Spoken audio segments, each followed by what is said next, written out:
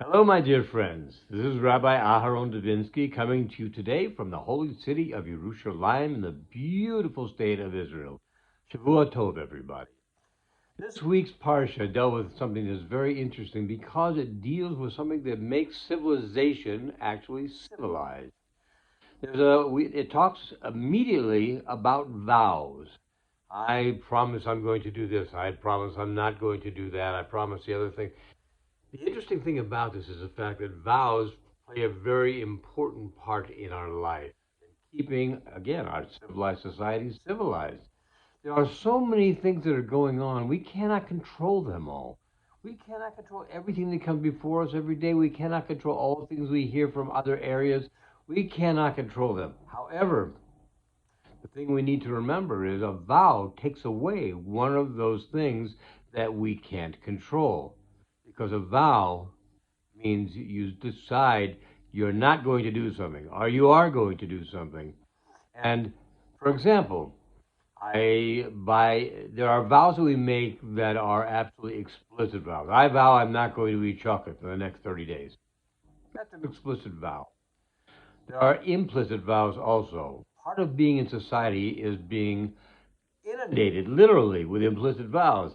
I vow not to kill anyone for no reason. I vow not to steal from other people. You can take all of the Ten Commandments, basically, go down all the things that you're not supposed to do. Those are all vows. And we took them upon ourselves when we stood at Mount Sinai to get the Ten Commandments. Well, we are in no position at this point in time to say, we don't think those vows are important anymore. We still keep them. Not only do we keep them, but most of humanity keeps them. And it takes away one important area that we had doubts about the fact that we could do some of these things. We can't, and we know we can't. And we know if we do, we stand outside the realms of civilized society. And in all likelihood, if we go against any of these things, we get punished for them by prison, by fines, etc., etc. Now, there is, interestingly enough, in this parsha, something about how women can get out of their vows by their husband or their father if they still live with their father. Now, is that the case today? Well, there has been nothing to the contrary that says it isn't. However, let's not look at the exceptions, but let's look at the rules. And the rules are when we make a vow, and we go and we have to keep that vow. Now, let me ask you something. Women, if they want to be able to get out of their vows, they can go to their father, and their father could say, yes, we're taking back this vow. Or they could go to their husband, and he could say, yes, we're taking back this vow. Do you think, in the society that we live in, that anyone's father or husband is going to say, sure, go ahead, Rivka, you want to kill somebody, go ahead and kill him? Go ahead, Rivka. If you think stealing is going to be good for you, go ahead and steal. The answer is no. The implicit vows are there, and they are staying there, and they are in place because this is what brings society together and keeps total chaos from running society. Now, we're in a difficult time in our history where we're seeing a lot of people trying very hard to take control of the masses of people. This is a small minority, but they're very vociferous. And they tell us that we should be doing what they want us to do. We should be wearing a mask. We should be taking a vaccine. We should be staying indoors. We should be.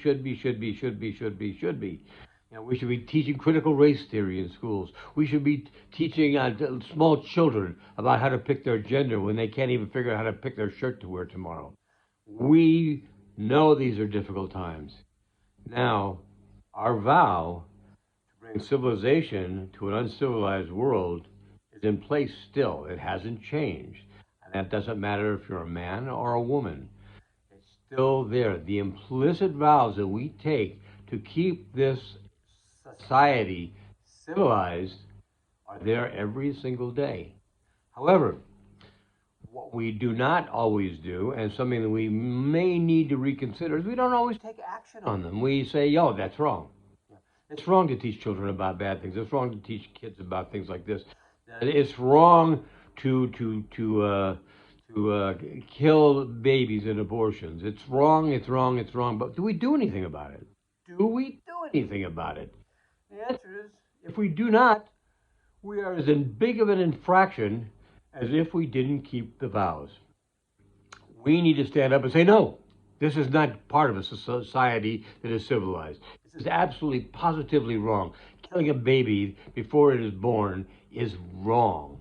There's no way of looking and say, well, you have your rights, your body, your soul, your rights, blah, blah, blah, blah, blah. What about the rights of the child inside of you? There's a beating heart in there.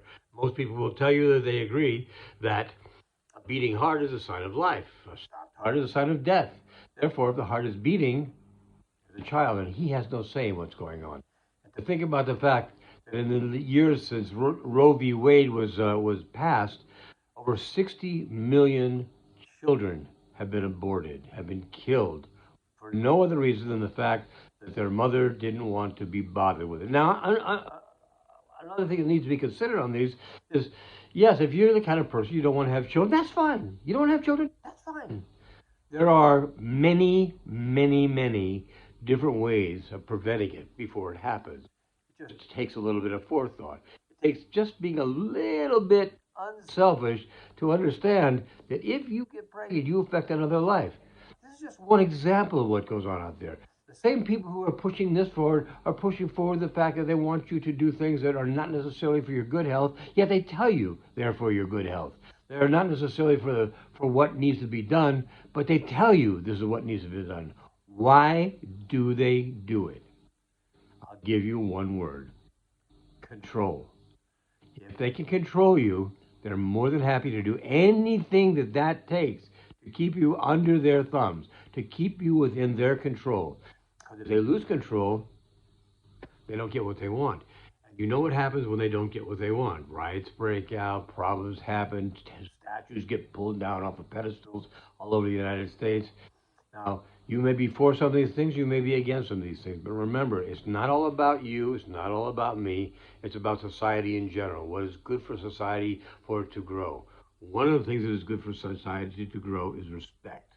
Respect for babies, respect for people's rights, respect for free speech, and all of the different parts of the Bill of Rights, which were put out by when the Constitution came out, to enumerate what rights are people really born with. They are born with certain inalienable rights.